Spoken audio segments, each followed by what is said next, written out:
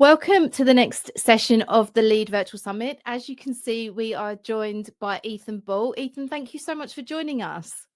Nikki, thank you for having me. Many of you will know Ethan, and he's been in the industry for an incredibly long time and talks really passionately about the profession. And we've got so much to dive into. But before we do that, Ethan, why don't you give us a quick introduction? My name is Ethan Bull. I am a career executive assistant. I started in New York City working in entertainment. Then I transitioned to advertising and then transitioned to healthcare when Stephanie, my wife, and I moved out of New York City. And then we kind of started Pro Assisting, which is our fractional executive assistant service company. And that was in 2018. So we are in our 7th year. And yeah, we're partnering clients with fractional EAs across the country. The term virtual assistant really came in vogue in 2007 with Tim Ferriss's book, The 4-Hour Work Week. And if you fast forward to 2017, 2018, when Stephanie and I were considering moving into this space, what we found in the US market for virtual assistants really didn't align with our career experience and our compensation expectations. And we kept seeing that same business model over and over again to where we said, look, there's a gap here between where that virtual assistant space is and where a full-time EA would sit. And that's where we've positioned Pro Assisting. Well, it leads really nicely into the theme of the virtual summit, which is around leading. So I'd love to just jump straight in and get your sense of what leading to you means as an executive assistant, fractional assistant, virtual assistant, whatever we want to call it. You know, obviously, Jeremy Burroughs, with his book, The Leader Assistant, kind of led the charge, if you will. And as a career EA in the office for 25 years or 20 years, I saw a lot of executive assistants who wanted to step into that leadership role, actually me being one of them. But I also understood and understand the inherent nature of the title executive assistant. And it's almost like we have to be the, you know, Diana Princes of the world who turn into Wonder Woman, or the Clark Kents of the world who turn into Superman behind the scenes. And there is a tension there between an assistant who wants to take on a leadership role, but in actuality, the term and your relationship with your principal will dictate what that looks like. I meant title, your title. And what your relationship with your principal looks like dictates what kind of leader or leadership role you can step into. Mhm. I think you're right. There's kind of two areas that you can look at here. There is the title itself, which many assistants won't have. They won't be managing teams. They won't be doing management or leadership work. And then there's the mindset aspect of it, isn't there? You can still lead within your organization. You can still consider yourself a leader in the organization without necessarily having the title. Do you think that's doable for an EA? It's all kind of your internal talk. Are you okay with that? Most EAs do want to be behind the scenes. They don't want to be front and center, but they're also usually the person that everyone in the company goes to first to understand the temperature of your principal, to get answers for how the office works, to talk through a problem. So again, there's that tension there between wanting to be a leader and being a leader and what the role inherently is, which is a subordinate role. And that, again, that can change. And that changes if the principal that you're working with taps you on the shoulder and says, I need you to work with the architect on the build out for the new office space. And, or I need you to lead the charge when we move into the new office space. Or they tap you on the shoulder to go sit in on a philanthropic board meeting because they have a conflict. And in those spaces, the people that you are sitting around the table with will view you more as a leader in that seat because you have the ear of the principal. So do you think that I know you said there is a tension there, and there is obviously, particularly this year, have been a huge amount of debate around the title in and of itself. So I'd love to get your take on that, because there are many assistants that don't feel the title of assistant, executive assistant, personal assistant, fractional assistant, that, I think there are so many titles, that's probably one of the problems. But it doesn't reflect the scope of the responsibilities. So I'd love to get your take on that, because if anybody's been on LinkedIn in the last few months, it's a pretty contentious issue. Yeah, contentious. Well, Debated. let me tell you a little story. I mean, I started working at Deutsch, the ad agency in New York, as an administrative assistant. Um, I was previously, before that role, an executive assistant, but I took the role because the compensation as an administrative assistant at Deutsch was frankly about 40% more than the compensation I had as an executive assistant in my previous role. And then after, I think it was 2 years, I got promoted to executive assistant. And then for 10 years, I didn't think about it. I just did the work.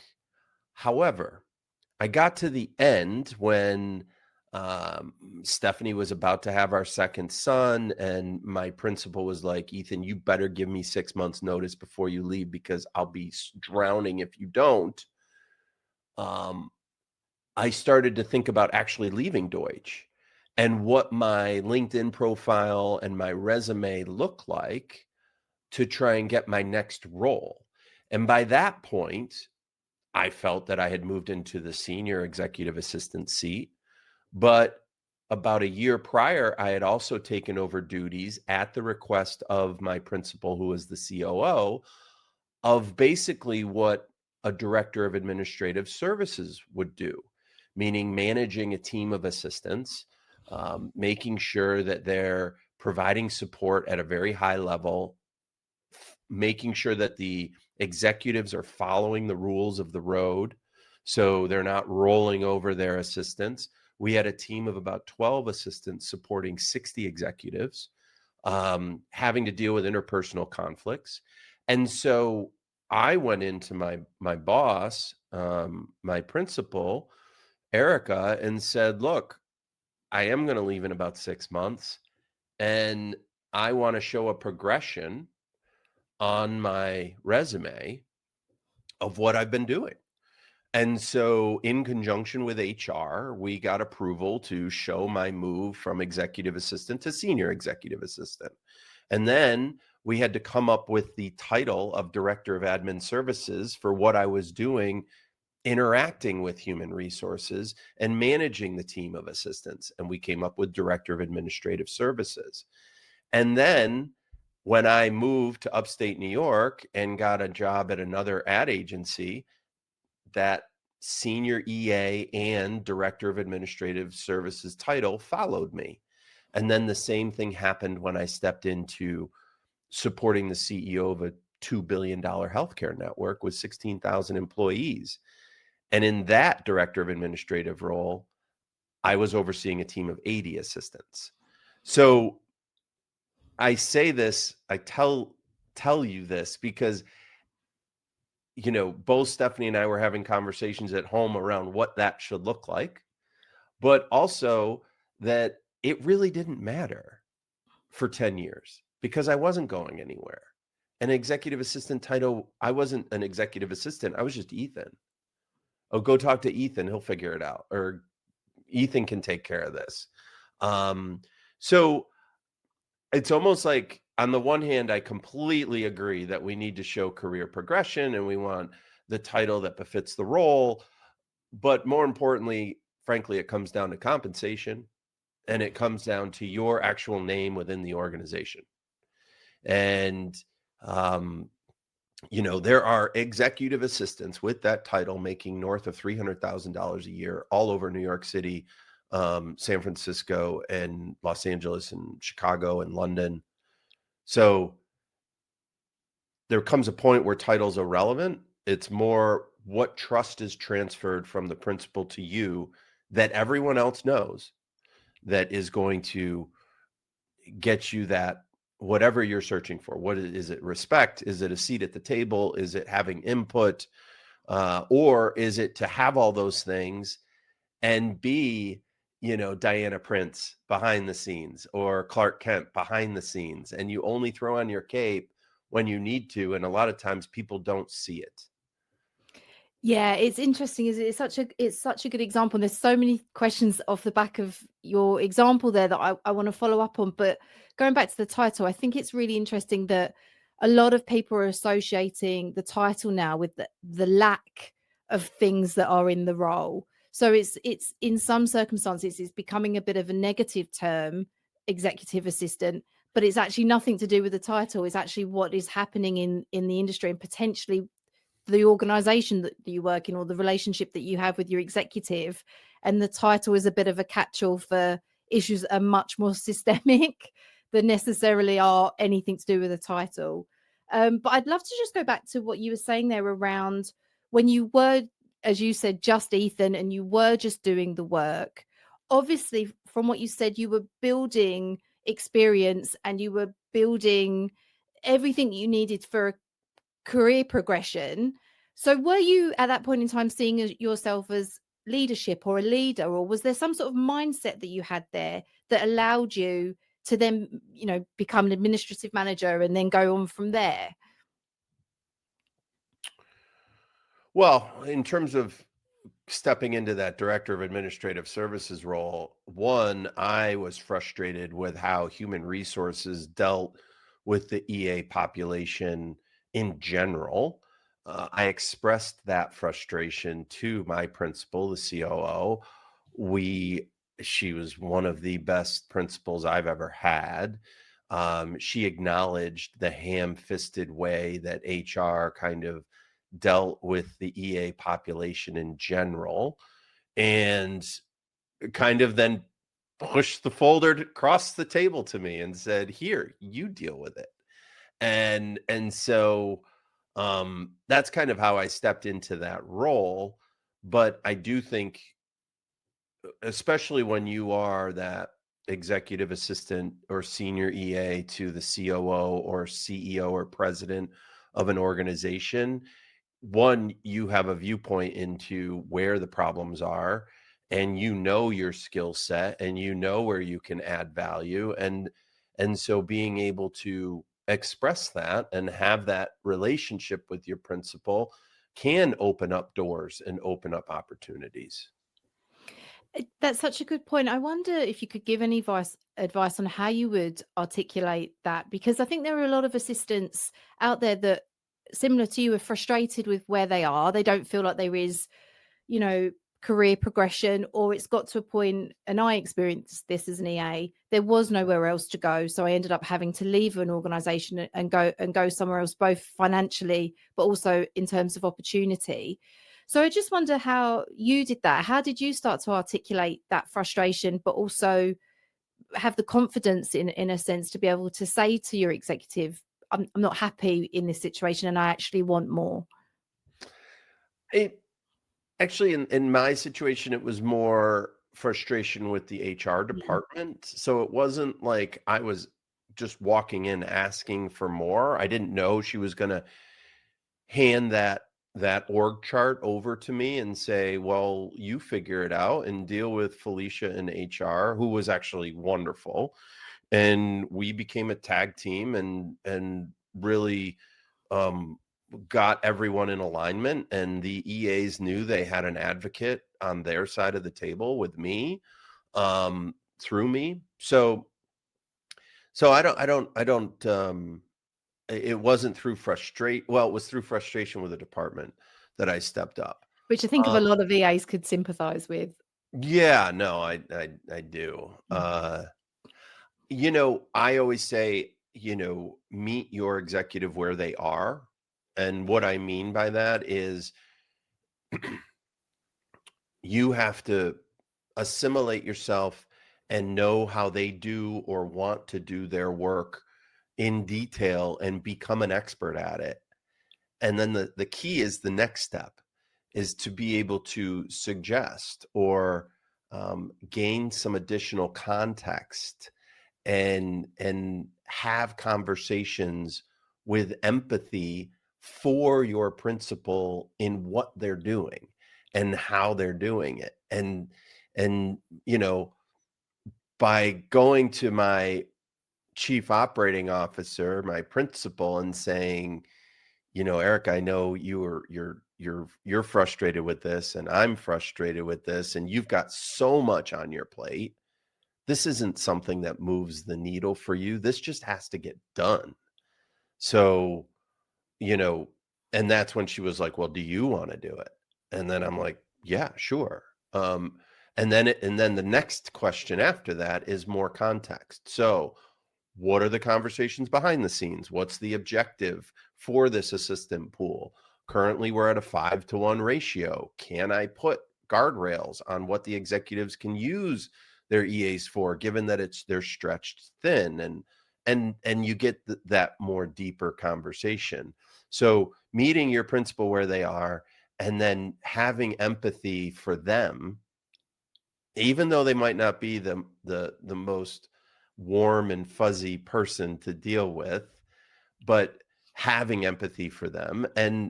But then, and frankly, this may hurt, but some principals just don't want that. Mm. And you are in a subordinate role. And it's, you know, and on the other side of the equation, some EAs say they want it, but when they really don't. And so again, there's that internal talk around, um, is this what I really want? Yeah. Is this what I really want? Am I going to advocate for this? And if I know that my principal is most likely not going to meet those needs, am I ready to make a change?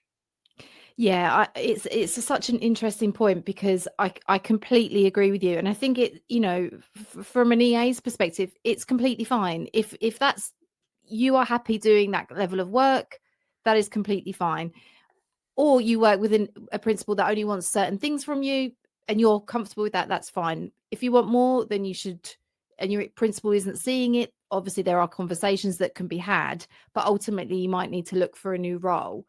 I think what's really interesting from your perspective is that you are placing assistants with principals. So I'd love to get your sense when it is working and the principal is very open to the assistant, taking on more work, taking on more leadership responsibility, taking on more of a leadership mindset, whatever that happens to be.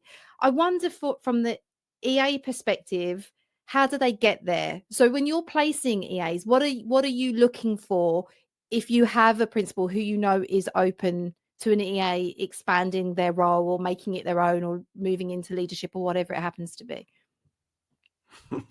A lot of times, prospective clients say that they want that when they still have the quote unquote "I can do it faster myself" mentality, or the I always love the principals or the clients who say, "Oh, I'm not a micromanager." Well, that's key number one to meaning you're probably the worst micromanager that we're going to come across. And that's okay because you're the boss. You're generating the revenue. That's okay.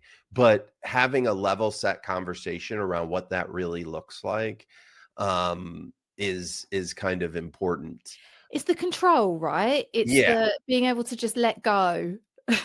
Well, yeah, and it's almost like one of the first clients that I worked for after leaving of my full-time role, he was a prince of a man, but he wanted to, you know, have that personal touch on everything. And this is someone who's running a $60 million a year medical device manufacturing company.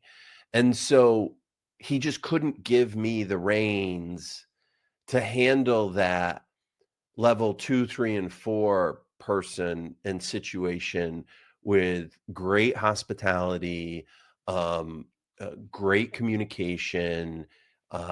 You know, he still needed to be involved. And that was his bottleneck, and it still is. But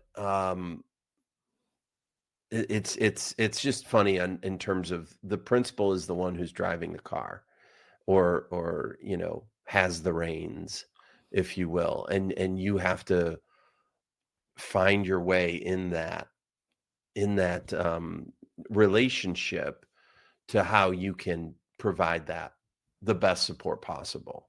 um on the other side of the equation, it's a principal who partners with an assistant of ours, and it's just like a fire hose and just giving them everything and just blowing through their resources right out of the gate. And me just having to step in and say, whoa, whoa, whoa, whoa, time out. You're paying $3,300 a month here. You're not paying 10,000 a month. You're wanting this assistant to run your $10 million business right out of the gate. No, we need to build a foundation, start from there.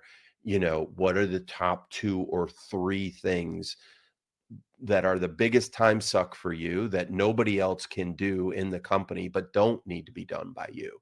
Let's focus on those 3. So it runs the gamut, and people are going to do people things. And that's the thing. We are a person to person business. And we source our EAs based on their experience and their personality and their work ethic, their emotional intelligence and how it informs their soft skills, their um, all of it. So, and we're watching that through every step of the process when we're talking to someone. But frankly, we are more demand constrained than supply constrained, because a lot of assistants want to do the fractional thing and want to be paid consistently month in and month out, and compensated for their career experience and their legacy knowledge and all of these things that aren't directly connected to time. And that's what we do. It's just that on the client or prospect side of the equation, a lot of times, w- w- you know, we get to a quote unquote no, meaning we're not the right fit for this client or prospect because they want to know down to the minute how much time their assistant is spending on everything. They want to fluctuate and pay only this much this month, but next month I'll pay more, and then the month after I'll pay less. And so um it's interesting to see all those dynamics at play. And again, people are going to people, and so everybody has um, their own vision for what they need and what that looks like. And sometimes it doesn't align with us. That's so interesting, isn't it? Because you can put all of the plans in place, but exactly as you said, particularly with executives, sometimes they can be their own worst worst enemy, quite That's frankly. why I say meet them where they are. Yeah, Because if you yeah. can do that over the course of 2, 4, 6 months and become an expert in them and how Mm. they do things, and pull more and more context out of them. And that's what we're leaning into in most recently, and it kind of connects with artificial intelligence. But context is king. And when prospects ask me what's the one of the most important things I can do to make this a successful relationship with an EA, I always go back to provide as much context as you possibly can, even when you don't feel it is pertinent for the current task, objective, project, or responsibility. You know, that more context will serve you better a month down the road, even if you think it has nothing to do with the conversation right now. If it pops in your head, share it, because one, the assistant will feel more brought in to the relationship, and you'll create more opportunities for honest, free flowing communication. Um, and two, that information is filed away in their head for either the next time, or it will pop up in the form of a question back to you, the client or principal, that you hadn't thought of. Yeah, I couldn't agree more. We talk about it all the time in the EA campus. It's so, so important. And we also say, don't just wait for the executive to share the context with you. Go looking for the context. Right, So if you have access to their right, email, well, I believe every EA should have access to emails. But if you have access to the emails, look through them, look through the documents, read the things, do all you can to hunt down that context, as well as just don't just wait to be fed it by your executive because they're busy. And right, sometimes they've got 100 things going on in their minds that they haven't got time to give you all of the context. So, right. no, I couldn't agree more. I'd love to get your sense a little bit around meeting a principal where they are, because when you were talking there, I was a phrase that popped up in my mind, and I'd love to get your take on it, is managing up. Because again, in terms of leadership, it's kind of a unique quality that a lot of assistants have, where they're managing their manager, they're managing the executive. So I'd love to get your take on that, if you think that's something EA should put into practice, or how they would go about doing that. Oh, 1000%. But I would say be the Diana Prince of managing up. You know, do it and or do it in a way with empathy. Do it in a way where they may not even realize you're doing it. It's a dark art, isn't it? Yeah, It's it is fine. definitely a dark art.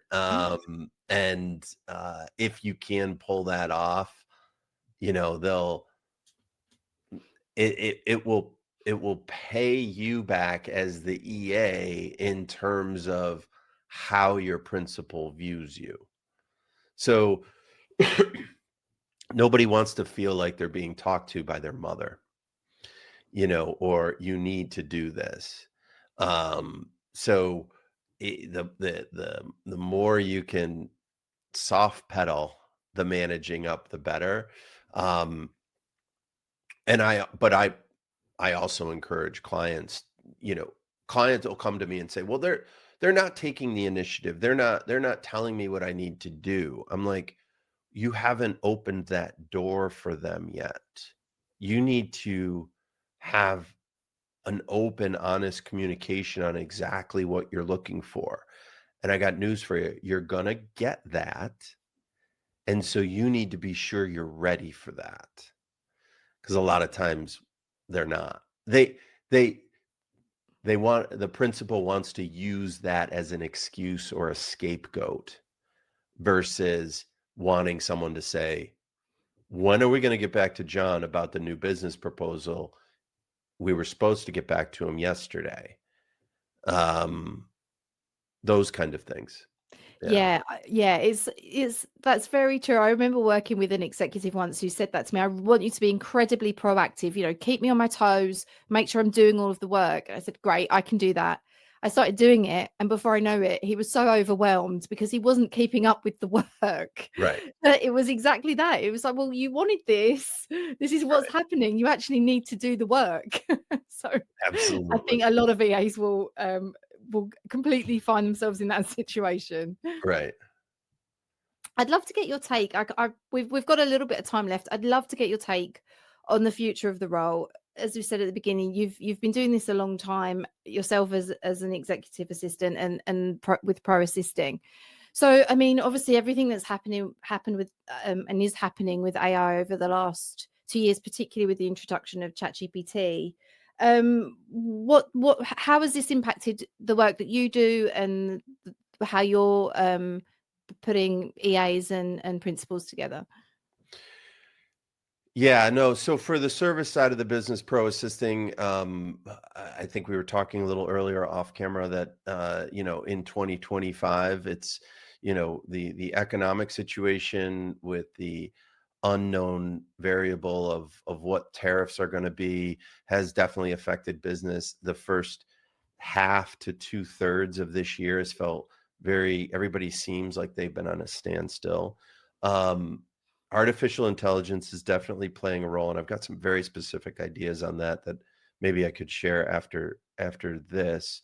Um, and more importantly, it's the commoditization of our space. Um, you have artificial intelligence companies putting out products saying, this is the executive assistant for your email. This is the executive assistant for your contacts or calendar or to-do list. And combined with support being provided from around the world at $5 an hour or $3,000 a month for a full-time 40 hours a week assistant focused on you, um, is changing how principals, business executives view our role. And so from our perspective, with through the Pro Assisting Academy, we are training executive assistants how to go fractional and provide that support, that kind of holistic support, but the client is not paying or getting all of you. And that translates whether you're an administrative assistant making $60,000 a year or a senior executive assistant making 150,000 or more a year. There are people out there that want that support, and about 85% of them don't need full time. I mean, that's kind of where it breaks down, is that there is a whole pool of 85% of business executives wanting assistant support that don't want full time. But it puts our role as career executive assistants, uh, being compensated appropriately, at risk.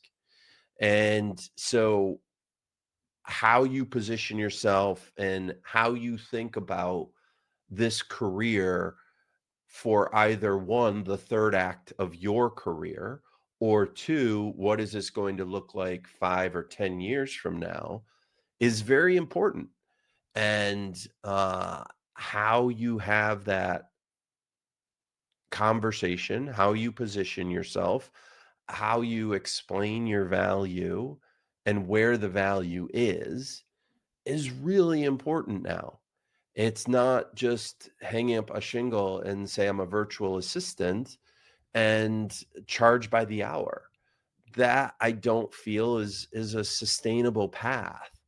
And Stephanie and I are two examples of in 2017, 2018, breaking away from full-time roles and saying, all we really need is 3 clients each, and we just have to find the right ones. And that's what we do through the Pro Assisting Academy, in terms of training executive assistants on how to do that. It's y- yeah, there's so much to unpick there. I think as you were speaking earlier, that there are tech companies, there are businesses all over, most of in the big global cities that are paying executive assistants large salaries, but how sustainable that is, considering there is that constant call that technology can replace what an EA does. It seems like even if you're comfortable where you are in your role at the minute and you are commanding a good salary, it's still something that you shouldn't be ignoring, because there will always be that temptation of companies that will see how much an EA is being paid and think, well, actually there are maybe 3 or 4 different tools that we can now bring in that cost nothing, that will be able to replace what they do. So I think you're completely right. At this point in time, EAs really need to hone down on what they do and how to articulate that. I think now is more important than ever. Get that down, and understand it. Well, on the AI side of things, right now we're really in a large language model heavy environment, and that's where the AI can get you 80% there. You know, these programs that get into your inbox, they never send the email. They only draft it and they hold it in your drafts. or the calendar invites and whatnot. And it goes back to context. I've had some pretty deep conversations with some pretty high level people in the AI space trying to crack the assistant space. And what it comes down to is that you have the large language models and then you have the AI agents. But the AI agents are only getting to like that 80%, 70% completion where it's right. And you need the 5 nines. And what I mean by 5 nines is you need it 99.999% right before you're letting this agent into your world. And where we've shaken out is that context always changes and is king. And uh, getting that context on a random Tuesday, which will be different than the context for the following Tuesday or the previous one, into an AI agent that allows them to make the right choice and decision is not here yet. Mm. So being able to have a conversation either in an interview with a prospective client with your current principal around your knowledge on how artificial intelligence affects what we do as assistants, and expressing to them that there still needs to be a human in the loop gives us runway. So how long runway? We don't know. I do not know. But I do know that they are running into issues with agents now in a space like ours that is heavily dependent on an ever-changing context. Because, you know, principals always want us to read their mind, to think 3 steps ahead. And I always say, well, if you don't provide the context and keep me in the loop, I will never get there for you. And that's where having access to the email inbox and being CC'd on even important emails that frankly they have no action items on, and communicating to everyone in your space the role that your EA is playing, is they're all important things to provide that context. So when ChatGPT came out in November 2022, I stuck my head in the sand. I did not want to hear about it. I didn't want to think about it. I was like, this is going to destroy us. Then 6 months after that, I started to take my head out and look at it and be like, okay, it's a tool. And now I'm even more optimistic, but there is a but. I'm more optimistic for our profession in artificial intelligence, but I think it's at the higher end of what we do.